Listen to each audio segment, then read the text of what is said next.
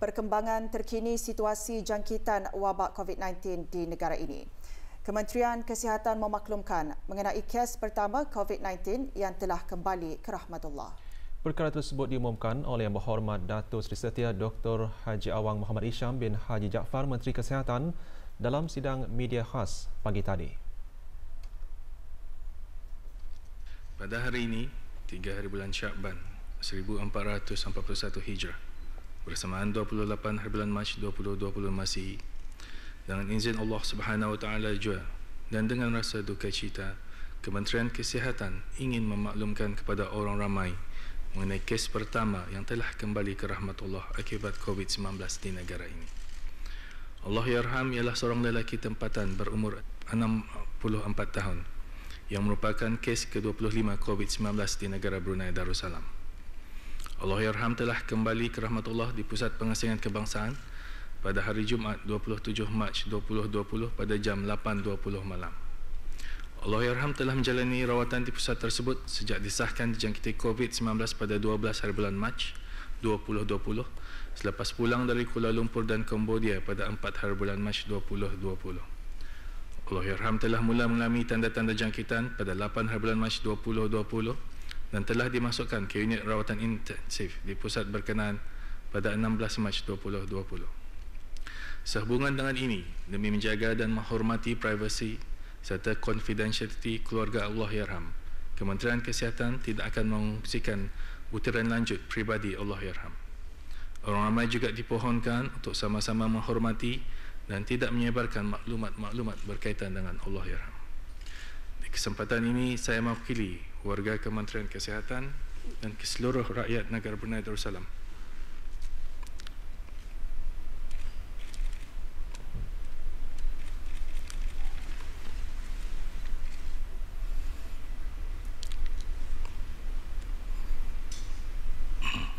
mengucapkan takziah kepada keluarga Allahyarham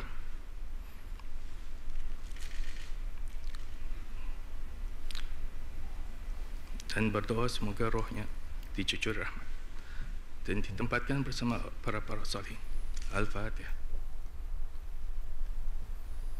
Sementara itu, 5 lagi kes baharu disahkan jangkitan COVID-19 hari ini menjadikan jumlah keseluruhan 120 kes setakat ini. Yang Berhormat Datuk Seri Setia Dr. Haji Awang Muhammad Isham bin Haji Jaafar, Menteri Kesihatan, mengongsikan perkembangan terkini situasi jangkitan COVID-19 semasa sidang media bersama Yang Berhormat Datuk Seri Setia Dr. Awang Haji Muhammad Amin Liu bin Abdullah, Menteri di Jabatan Perdana Menteri dan Menteri Kewangan dan Ekonomi kedua petang tadi. Pada hari ini, 3 hari bulan Syakban 1441 Hijrah, bersamaan 28 hari bulan Mac 2020 Masihi, Kementerian Kesihatan ingin memaklumkan mengenai 5 lagi kes baru yang telah disahkan COVID-19 di negara ini. Ini bermakna jumlah keseluruhan kes di negara ini ialah 120 orang. Kes 116 berumur 59 tahun ialah seorang warga tempatan yang telah pulang ke negara ini dari United Kingdom pada 19 Mac 2020 dengan menaiki pesawat Brunei BI-004 tempat duduk 31J. Beliau hanya mula mengalami sengal badan dan batuk pada 23 Mac 2020. Kes 117 berumur 21 tahun telah pulang ke negara ini dari United Kingdom pada 22 Mac 2020 dengan menaiki pesawat Royal Brunei BI-004 dengan tempat duduk 44J. Beliau telah menjalani pengasingan diri sejak tiba di negara ini dan hanya mula menghidap selsema semasa memulakan pengasingan diri pada 22 Mac 2020. Kes 118 berumur 20 tahun ialah kontak keluarga kepada kes 116. Beliau tidak mempunyai sejarah perjalanan ke luar negara dan tidak mempunyai tanda-tanda jangkitan. Kes 119 berumur 35 tahun telah pulang ke negara ini dari United Kingdom pada 23 Mac 2020 dengan menaiki pesawat Royal Brunei BI-004 dengan tempat duduk 38C. Beliau tidak mempunyai tanda-tanda jangkitan. Kes 120 berumur 32 tahun telah pulang ke negara ini dari Manila pada 14 hari bulan Mac 2020 dengan menaiki pesawat Royal Brunei BI 686. Beliau telah mula mengalami batuk dan selsema pada 14 Mac 2020.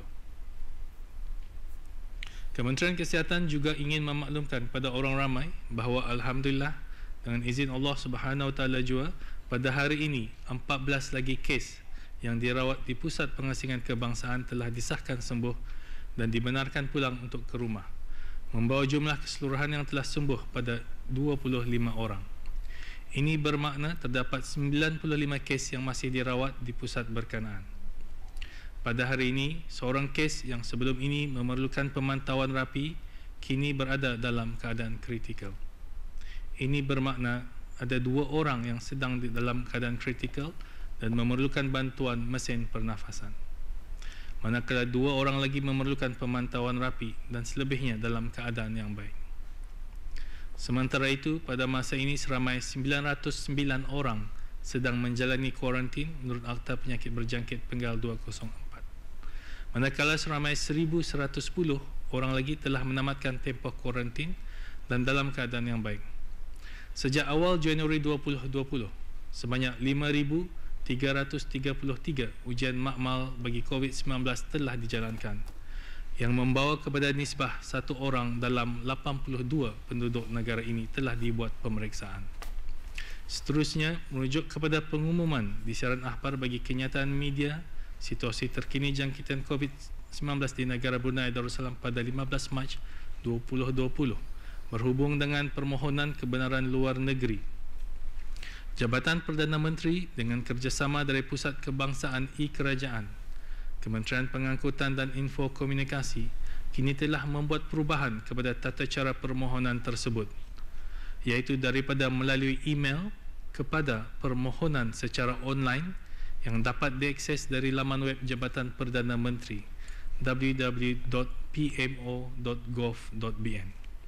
Maklumat lanjut juga boleh diperolehi daripada garis panduan permohonan kebenaran keluar negeri bagi rakyat dan penduduk negara Brunei Darussalam dari laman web tersebut. Untuk maklumat lanjut dan perkembangan terkini, orang ramai bolehlah melayari laman web Kementerian Kesihatan iaitu www.moh.gov.bn atau menghubungi talian nasihat kesihatan 148 pada bila-bila masa atau melalui aplikasi healthinfo.gov.bn. Kita selaku rakyat dan penduduk di negara ini perlu menyedari terhadap pelbagai kebajikan yang telah diberikan pihak kerajaan ke bawah Duli Maha Mulia Paduka Seri Baginda Sultan dan Ini Pertuan Negara Brunei Darussalam. Kebajikan yang diberikan termasuk pemberian subsidi ke atas beberapa jenis barangan pengguna. Kita perlu sedar tentang adanya perbezaan antara negara ini dan negara-negara lain dalam memeduli kebajikan rakyatnya.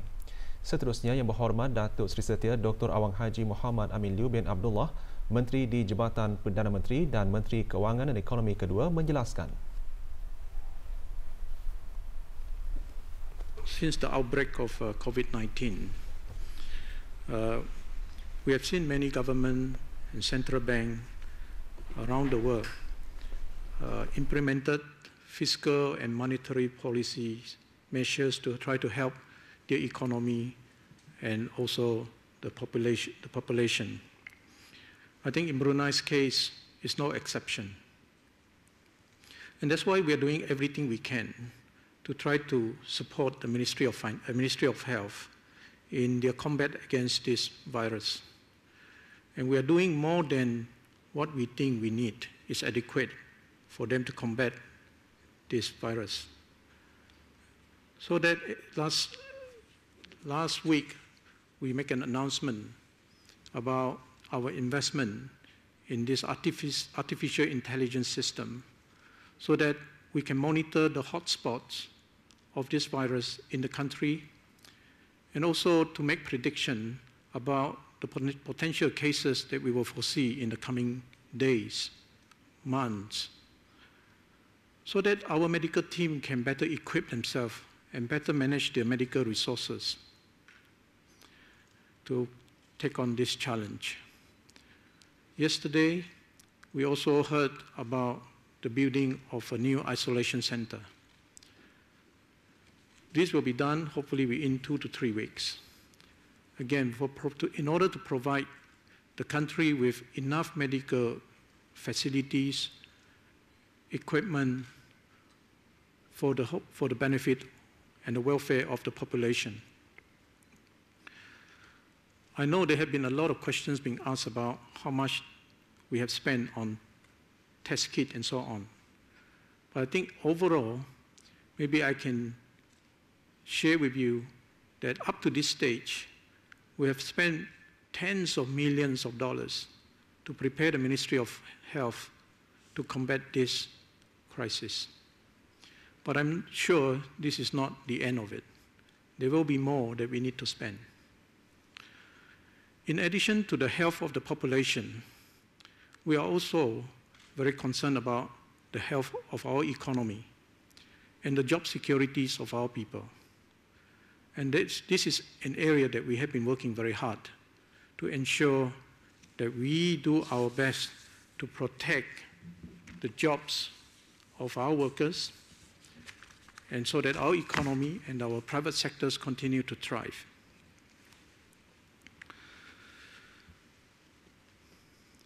That is why in the first 10 days of Brunei identifying the first COVID-19 case, the government, through the Ministry of Finance and Economy, announced the first set of monetary policy measures to try to help our private sector, especially the MSMEs in the tourism sector. 2 days later, which is exactly a week ago, we announced another set of fiscal policies measures. The same thing, we are trying to help our private sector to protect the jobs for our workers and for the well-being of the population.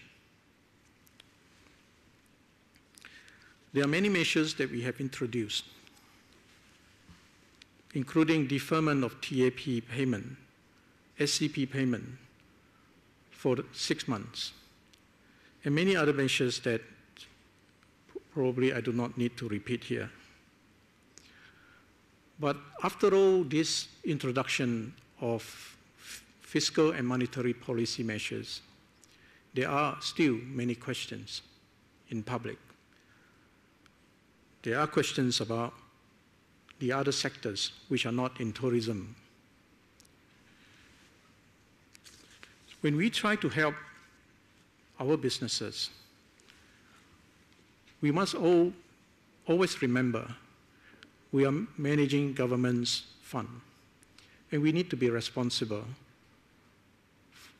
in the way we manage government's fund. To help the companies that are affected by COVID-19, we really need to make sure that the fund goes to the companies that really in need of help, not a blanket distribution of fund to anybody. So when we try to help many of these companies who are suffering from this COVID-19, we don't have information about many of these companies because, unfortunately, in Brunei, not many companies file their annual returns. We are not able to tell how they're going to be affected. And how could we be more targeted in our effort to help the SMEs? So companies need to provide and submit their annual returns to ROCBN on time. So in crisis like this, we will be able to know which are the companies that really need help and which companies probably do not need help or less help. So there are also questions about measures that they were undertaken by other countries. I think recently we have heard about Singapore, another round of new measures. Yesterday we heard about Malaysian government announcing their measures. And before that, we heard about what UK government has done and also US government. But we must all understand that the fund they set aside in many other countries to help their businesses, to help their people, came from the taxpayers themselves. The money that they are able to put up to help the businesses came from the taxes that businesses, individuals pay to the government. And during crisis, some of these funds can be put to better use to help the businesses. We have heard what the Chancellor of Exchequer in the United Kingdom said a few days ago. When they put up these measures to help to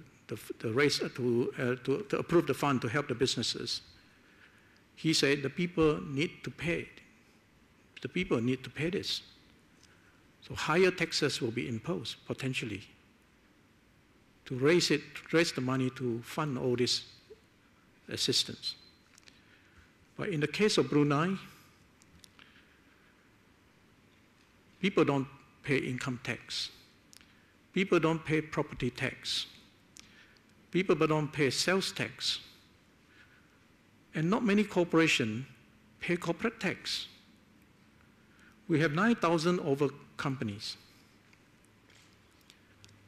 And only a few hundred, a small number of companies pay corporate tax. And many of these companies do not even file their annual return.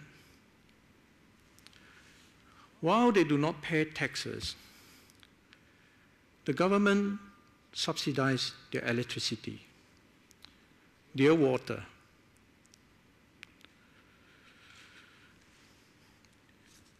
their petrol, and many other things. On top of all this, we subsidize rice and sugar. We subsidize their health care, education of their children. Every year, this costs the government hundreds of millions of dollars. So we must understand that all along, even before this COVID-19 crisis, the government has already been helping the businesses to reduce their cost of doing business. When they turn on their lights in the office, it's subsidized by the government. When they drive to work, they have been subsidized by the government. So I think it's not quite right for many people to say the government has not helped them. Even during normal times, the government has already been helping them. And this is quite different from what other countries. So we must appreciate what the government has done, not just for the businesses, but for all individuals also. Despite all this, despite what I said about the government have always been helping the businesses and individuals, the government during this crisis is still willing to help. So the announcement last week on the 19th and 21st of March are exactly what we are doing to try to continue to help the businesses and the people, and to try to protect the jobs, and at the same time to find ways to create more jobs. And we must also remember that every dollar that we spend today is the future generation's money that we are using. So the more we use, the more we deprive the future generations of the money that they could have to build a better future for them. And that's why the government needs to be very careful. It's not just money to be given away like that. We have to be very targeted in the way we try to help. So it's not that the government do not want to help. The government wants to help the businesses and the individuals, but it has to be for the people who need it. Menteri di Jabatan Perdana Menteri dan Menteri Kewangan dan Ekonomi kedua menjelaskan beberapa langkah tambahan dilaksanakan bagi menangani situasi perniagaan dan pasaran kerja dengan memberikan keutamaan kepada 3 objektif iaitu mendukung sektor swasta, terus menjana pekerjaan dan menjana kestabilan pekerjaan.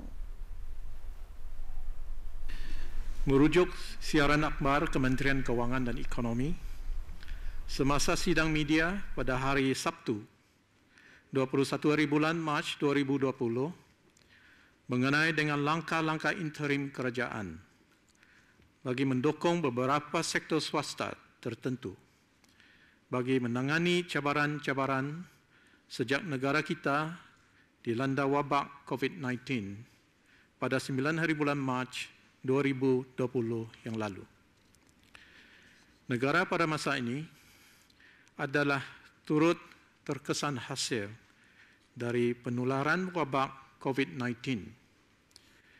Ini termasuklah keadaan ekonomi negara pada masa ini. Dalam hubungan itu, Kementerian Kewangan dan Ekonomi dengan kerjasama Manpower Planning and Employment Council ataupun MPEC, Jabatan Perdana Menteri, Darussalam Enterprise ataupun DER telah membuat penilaian lanjut mengenai situasi perniagaan dan pasaran kerja ataupun labour market. Hasil daripada perundingan dan penilaian tersebut, MOFI dengan ini sukacita memaklumkan bahawa Kebawah Duli Yang Maha Mulia, Paduka Seri Baginda Sultan dan Yang di-Pertuan Negara Brunei Darussalam telah pun mengurniakan tita perkenan bagi melaksanakan beberapa langkah tambahan yang memberikan keutamaan kepada 3 objektif seperti berikut.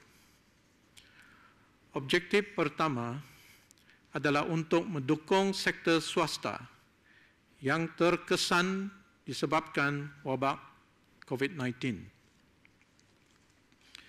Objektif kedua adalah untuk terus menjana pekerjaan.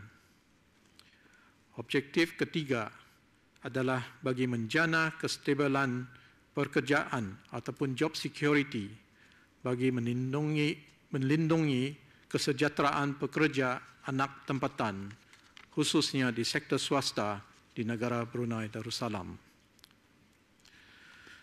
Pertama, mendukung inisiatif pembelajaran sepanjang hayat, lifelong learning, khususnya upskilling dan reskilling bagi anak tempatan ke arah mendukung pertumbuhan sektor swasta. Pada masa ini, memandangkan aktiviti-aktiviti perniagaan adalah terjejas akibat wabak COVID-19, syarikat-syarikat adalah dipelawah untuk mengambil peluang bagi meningkatkan kemahiran, termasuk upskilling atau reskilling pekerja yang terdiri dari anak-anak tempatan. Ke arah itu, MPEC telah menyediakan latihan-latihan tertentu seperti latihan dalam talian ataupun online training dan juga hands-on training. Sama ada latihan berkenaan adalah merupa keperluan masa kini atau sebagai langkah untuk meningkatkan kapasiti sumber tenaga manusia ataupun capacity building. Ini termasuk bekerjasama dengan syarikat-syarikat pembekal teknologi maklumat IT bagi menyediakan program-program seperti programming, data analitik dan sebagainya yang akan membantu negara ini menuju ke arah Industrial Revolution 4.0. Menyediakan latihan seperti reskilling dan upskilling kepada tour guides tempatan yang berdaftar dengan Kementerian Sumber-Sumber Utama dan Perancangan dan menyediakan latihan-latihan untuk mereka yang berminat dalam sektor permakanan dan minuman. Mereka yang berminat untuk mendapatkan kemudahan ini, bolehlah menghadapkan permohonan kepada pihak Sekretariat Tetap MPEC, Jabatan Perdana Menteri, melalui email mpec@jpm.gov.bn. Dalam pada itu juga, sukacita dimaklumkan bahawa pihak Darussalam Enterprise telah meningkatkan peruntukan dalam menyediakan latihan Industry Business Academy secara dalam talian online training yang ditaja sepenuhnya oleh DARE bermula pada hari ini, Sabtu, 28 hari bulan Mac 2020, melalui Coursera yang boleh dilayari melalui laman web www.dare.gov.bn.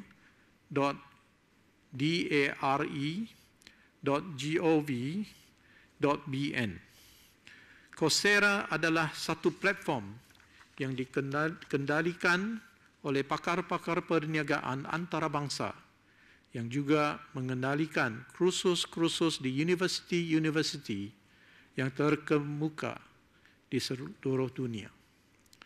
Platform berkenaan ada menyediakan lebih dari 300 kursus yang berkaitan dengan hal ehwal perniagaan seperti pemasaran dan penjualan, kewangan dan perakaunan, inovasi dan rekaan serta data analitik. Kedua, bantuan kepada perusahaan mikro, kecil dan sederhana menyertai e-commerce platform bagi business matching yang lebih berkesan. Seperti mana yang saya maklumkan, semasa sidang media pada 21 hari bulan Mac 2020 yang lalu, iaitu bantuan ke atas perusahaan mikro, kecil dan sederhana untuk menyertai e-commerce platform bagi business matching yang lebih berkesan dan untuk mengekalkan perniagaan mereka dengan lebih berdaya tahan dan berdaya saing. Sukacita dimaklumkan bahawa e-commerce platform tersebut akan mula dibukakan kepada para peniaga bermula hari Rabu, 1 hari bulan April 2020, yang boleh dilayari melalui laman web www.dare.gov.bn dan www.aiti.gov.bm. Platform ini adalah bertujuan untuk memberikan alternatif kepada para peniaga untuk memasarkan barangan mereka secara dalam talian. Ini termasuklah pembayaran secara online dan logistik provider bagi penghantaran barang-barang yang berkenaan. Para peniaga bolehlah menghubungi melalui email info@dare.gov.bn atau melalui talian telefon bernombor 83634442 semasa waktu bekerja untuk sebarang maklumat lanjut mengenainya. Ketiga, menyediakan co-matching grant bagi perniagaan perkhidmatan e-commerce dan perkhidmatan logistik. Pihak Darussalam Enterprise juga akan meningkatkan jumlah grant berkenaan bagi memperluaskan lagi usaha untuk melaksanakan inisiatif co-matching grant ini. Ini adalah bagi membantu para peniaga untuk menambah baik dan mempersiapkan diri dalam menghadapi situasi pada masa kini dan akan datang. Keempat, memberikan subsidi pembayaran gaji sebanyak 25% kepada pekerja tempatan di perusahaan mikro, kecil dan sederhana yang mempunyai pekerja seramai 100 orang dan ke bawah selama 3 bulan. Pemberian subsidi ini adalah bertujuan untuk membantu meringankan beban kepada perusahaan mikro, kecil dan sederhana, khususnya kepada pekerja-pekerja tempatan yang menerima gaji pokok sebulan RM1,500 Brunei dan ke bawah, dan mencarum dengan tabung amanah pekerja (TAP). Selaras dengan objektif kerajaan untuk menghulurkan bantuan kepada mereka yang benar-benar memerlukan bantuan ini, dipohonkan kerjasama kepada syarikat-syarikat untuk menghadapi borang permohonan yang telah lengkap diisikan melalui email kepada payments@tap.com.bn. Borang tersebut boleh dimuat turun melalui laman web www.tap.com.bn bermula 1 hari bulan April 2020. Kelima, peniadaan sewa bangku bagi tamu, pasar dan gerai yang disediakan oleh Kementerian Hal Ehwal Dalam Negeri bagi tempoh 6 bulan. Bermula bulan Mac 2020, sewa bangku bagi tamu, pasar dan gerai yang disediakan oleh Kementerian Hal Ehwal Dalam Negeri adalah ditiadakan, yang bertujuan untuk membantu meringankan beban kewangan kepada pengusaha-pengusaha yang berkenaan.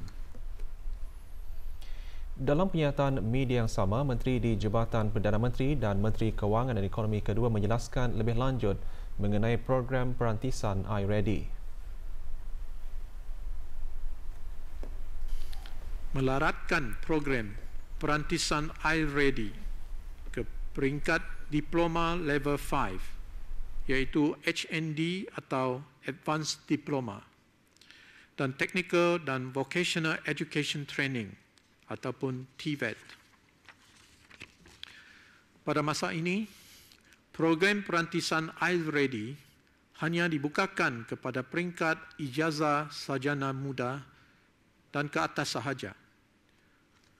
Walau bagaimanapun, program ini adalah dilaratkan kepada 2 peringkat tambahan lagi, iaitu peringkat diploma menurut Brunei Darussalam Qualification Framework Level 5 atau sebanding dengannya, dan peringkat Technical dan Vocational Education and Training, iaitu Brunei Darussalam Qualification Framework Level 2 hingga 4.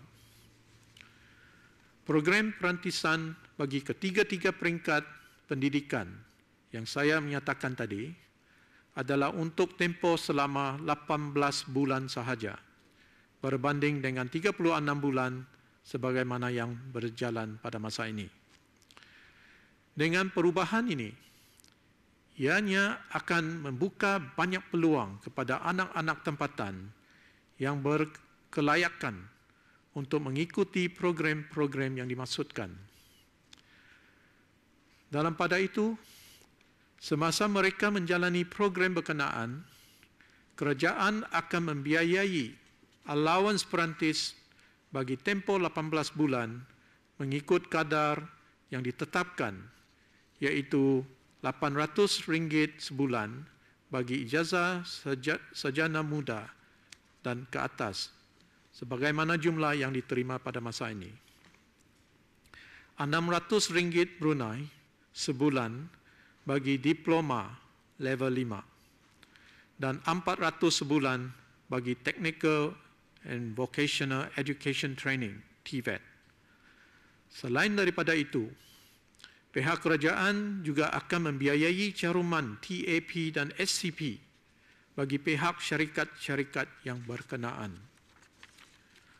Seterusnya, syarikat-syarikat swasta yang berhasrat untuk mengikuti program perantis iReady bagi ketiga-tiga peringkat pendidikan tersebut adalah dikehendaki untuk membiayai top up dengan kadar minimah yang telah ditetapkan, iaitu 400 sebulan bagi ijazah sarjana muda dan ke atas, 300 sebulan bagi diploma dan bagi technical and vocational education training bermula bulan ke-11 tempoh perantisan di syarikat berkenaan.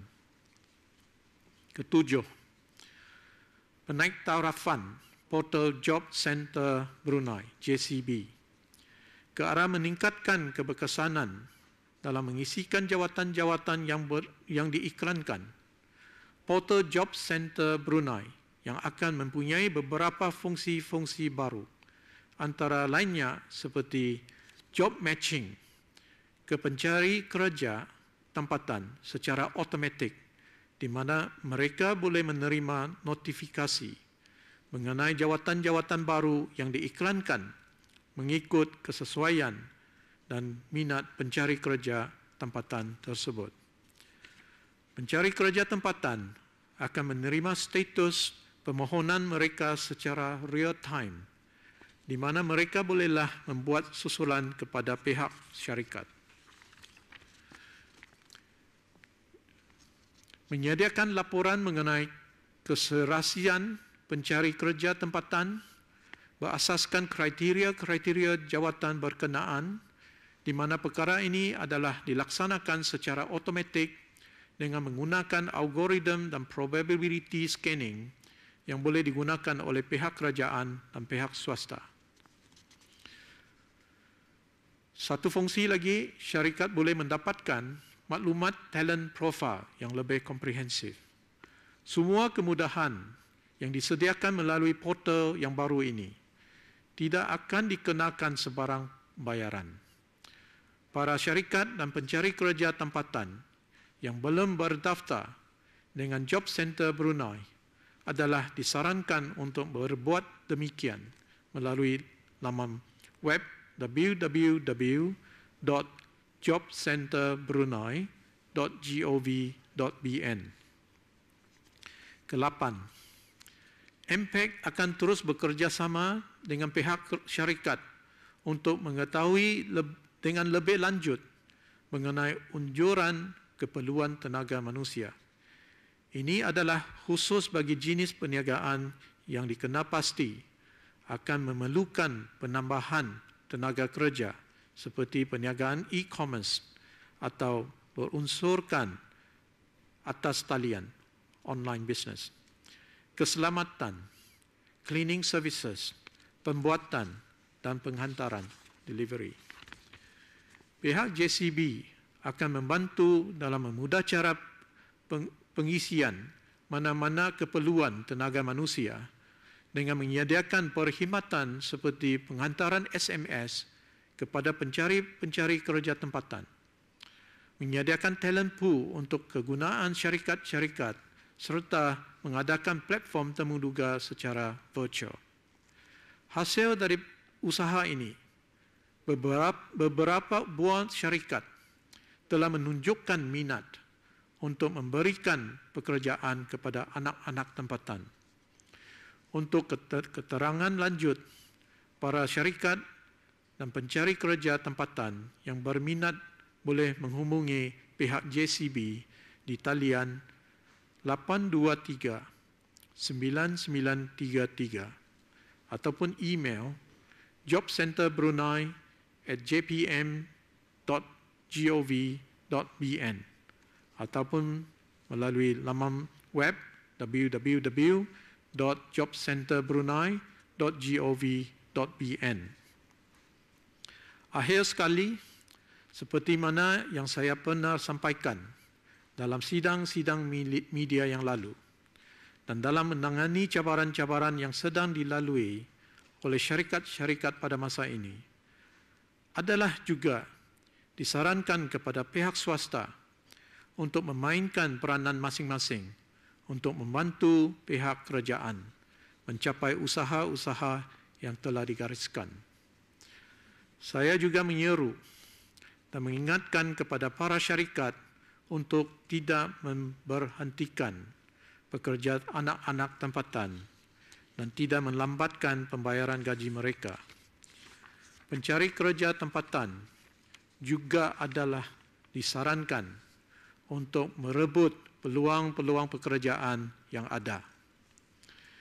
Inisiatif-inisiatif yang saya nyatakan di atas, kecuali inisiatif kelima, iaitu meniadakan sewa bangku bagi tamu, pasar dan gerai yang disediakan oleh Kementerian Hal Ehwal Dalam Negeri, akan mula dilaksanakan pada hari Rabu, 1 hari bulan April 2020.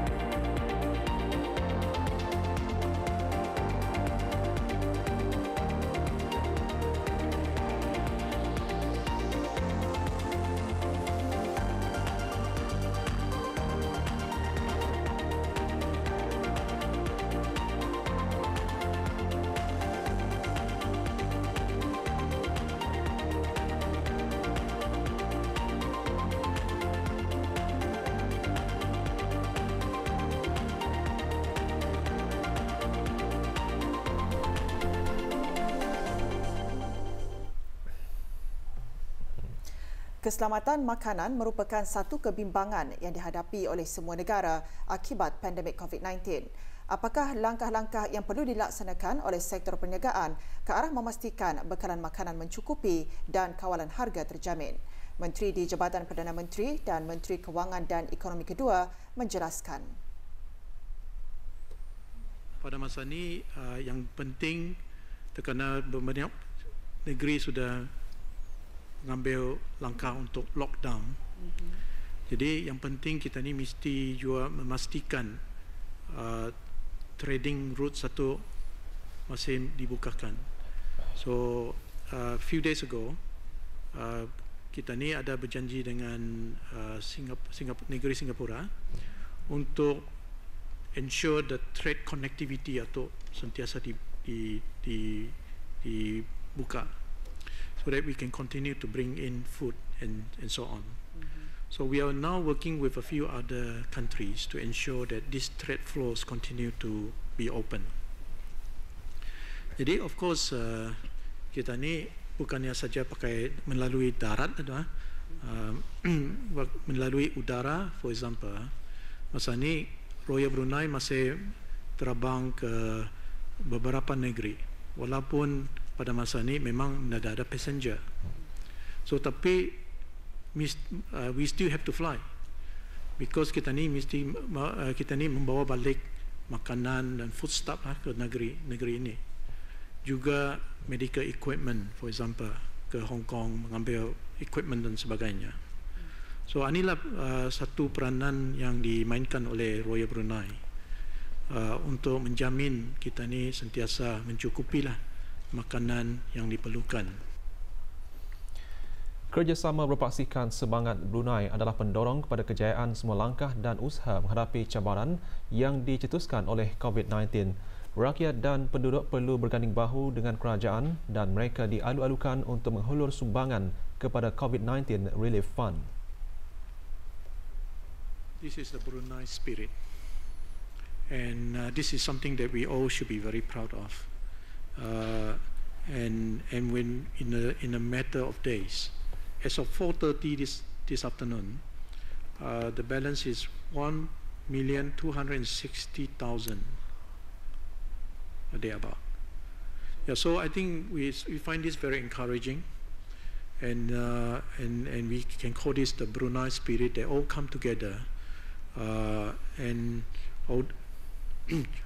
although the amount that we need to tackle this is of course much bigger, but this is a very positive gesture to, in big way or small way, to try to help the government.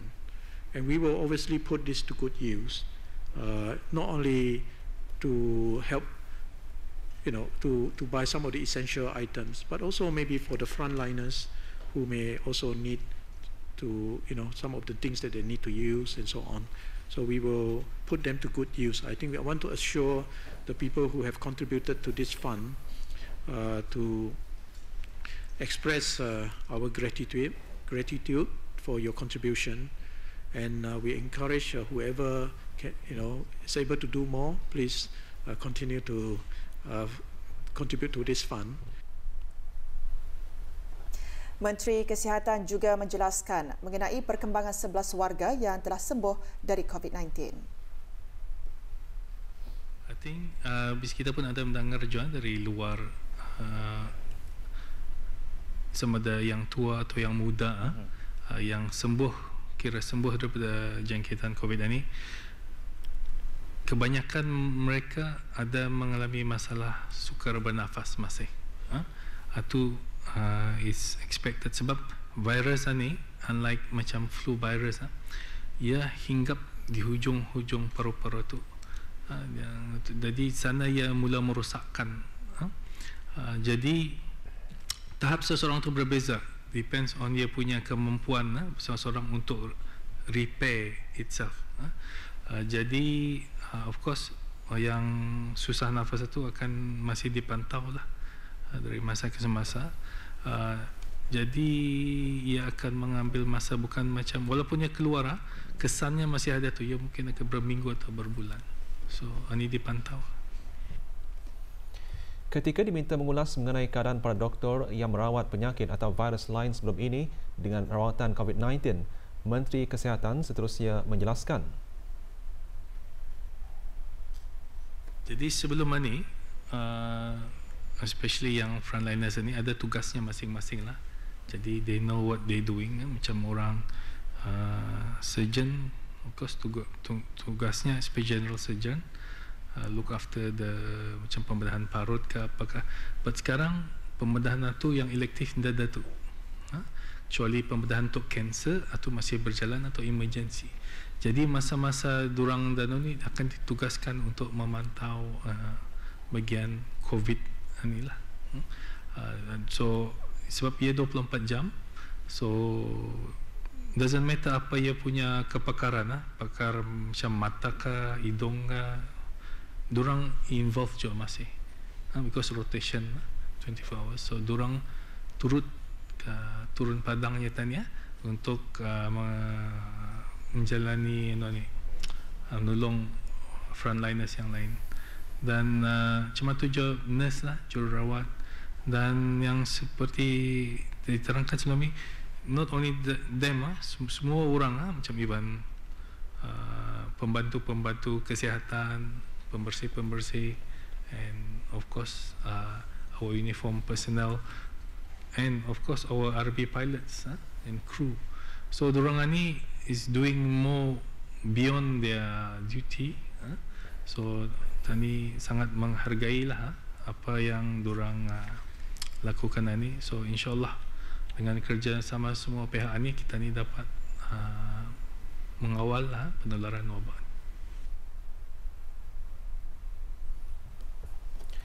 Kerjasama dari semua pihak melancarkan kaedah pandu lalu atau drive-thru yang digunakan untuk membayar pencen perkhidmatan dan turunan.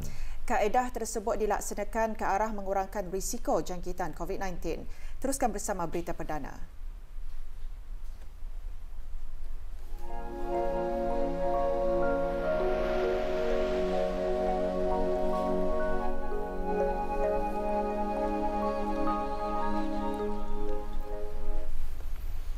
Pengambilan pencen-pencen perkhidmatan dan turunan yakni balu serta tanggungan yang dibuat melalui kaedah pandu lalu atau drive-thru yang didaya usahakan oleh Kementerian Kewangan dan Ekonomi di beberapa buah tempat di negara ini berjalan lancar dengan kerjasama yang sangat menggalakkan dari semua pihak termasuk para penerima sendiri.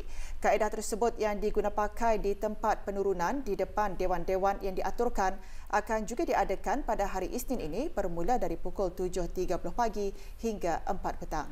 Seramai 4,614 orang dicatatkan sebagai penerima pencen perkhidmatan dan pencen turunan di seluruh negara. Dari jumlah tersebut, seramai 3,760 orang masih memilih untuk menerima pencen mereka melalui kaunter-kaunter, manakala 854 orang telah memohon untuk mula menerima pencen melalui bank. Tinjauan di daerah Brunei dan Muara menunjukkan orang ramai khususnya para penerima pencen perkhidmatan dan turunan sudah berada di Dewan Persidangan Antarabangsa Berakas sejurus selepas solat subuh.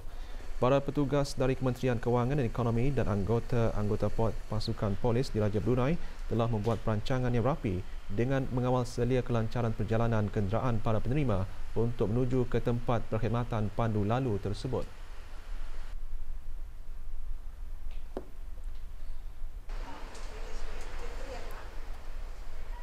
Para petugas juga ditekankan agar mempraktikkan amalan kesihatan yang baik pada setiap masa sambil mengamalkan penjarakan fizikal semasa bertugas. Para petugas juga berusaha gigih dalam memastikan kaedah tersebut mudah dan cepat untuk para penerima. Pelaksanaan perkhidmatan pandu lalu ini telah diputuskan mengundangkan jumlah penerima melalui kaunter di jabatan-jabatan perbendaharaan, Kementerian Kewangan dan Ekonomi di setiap daerah masih ramai.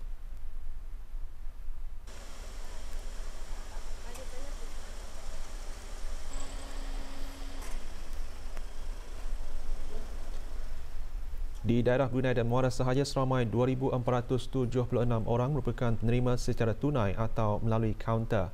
Kementerian Kewangan dan Ekonomi melaksanakan kaedah drive-thru sebagai langkah bagi mengurangkan risiko terkena jangkitan COVID-19 dan mengelakkan kesesakan dan perhimpunan beramai-ramai jika ia dilaksanakan di dalam dewan. 500, 600, 700. Di daerah Belait, pembayaran pencen perkhidmatan melalui kaedah pandu lalu dilaksanakan di Dewan Persidangan Kuala Belait. Daerah tersebut mencatat seramai 345 orang penerima. Jelas dilihat kerjasama padu telah diberikan oleh para penerima dengan mematuhi arahan-arahan yang diberikan oleh pihak berkuasa bagi melancarkan lagi pembayaran.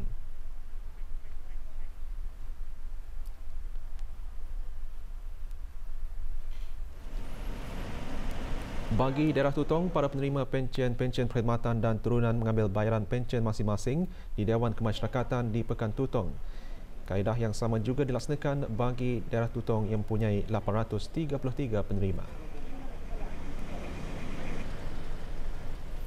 Namun bagi daerah Temburong, pembayaran masih dibuat di pejabat Jabatan Perbendaharaan di Pekan Bangar yang lazim digunakan sebagai tempat pembayaran pada setiap bulan.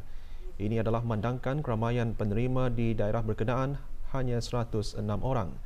Namun pihak jabatan berkenaan masih menitik beratkan langkah-langkah pencegahan, terutama sekali menasihatkan para penerima untuk tidak datang ke kaunter secara beramai-ramai di samping mengamalkan kesihatan diri dan penjarakan fizikal. Pembayaran pada hari-hari berikutnya akan dibuat di bangunan Kementerian Kewangan dan Ekonomi bagi daerah Brunei dan Muara serta di cawangan-cawangan Jabatan Perbendaharaan di daerah Tutong, daerah Belait dan daerah Temburong selama 10 hari waktu bekerja.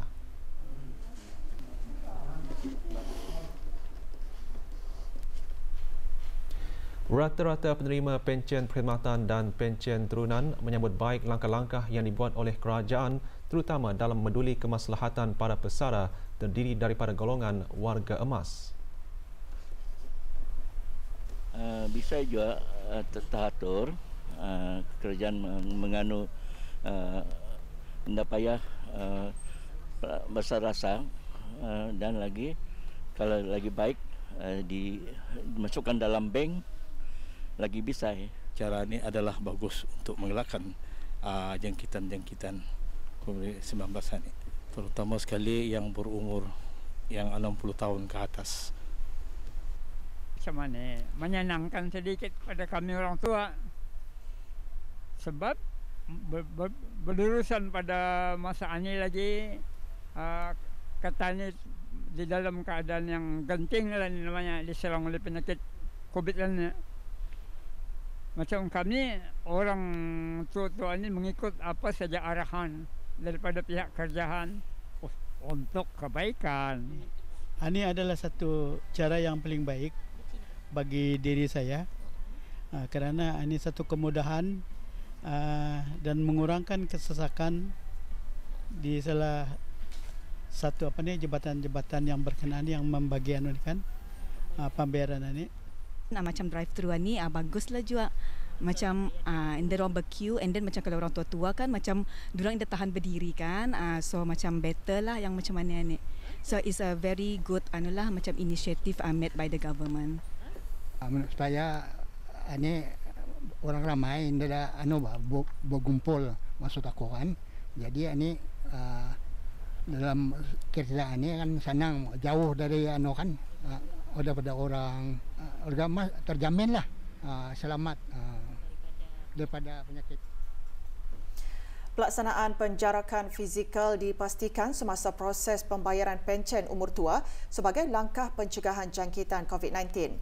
38,130 orang dicatatkan sebagai jumlah penerima pencen umur tua dan lebih 3,000 orang penerima terdiri pencen orang buta, pencen hilang upaya, elaun bercelaru mental, elaun kusta, elaun kurang upaya dan bantuan kebajikan bulanan BKB di seluruh negara.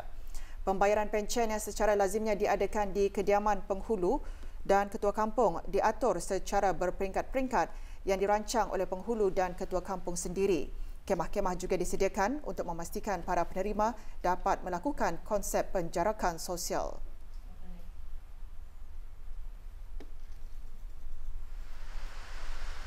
Pada masa yang sama, bagi penerima di kawasan-kawasan perkampungan yang mempunyai jumlah penerima yang ramai, kaedah pandu lalu atau drive-thru telah dibuat bagi pembayaran yang dilaksanakan di dewan-dewan sekolah, dewan kemasyarakatan atau tempat-tempat berkapasiti besar yang bersesuaian.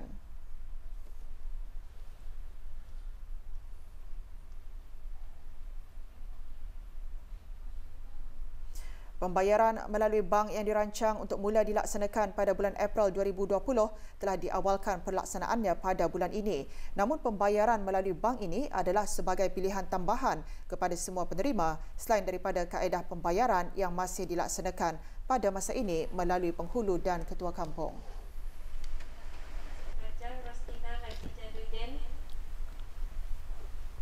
Sementara itu, bank-bank di negara ini juga telah mengambil inisiatif dengan menyediakan kaunter-kaunter khas bagi golongan warga emas dan penerima-penerima pencen yang menerima terus melalui akaun bank masing-masing. Ia dihasrat sebagai salah satu inisiatif untuk memberi laluan kepada golongan tersebut di samping menekankan penjarakan fizikal.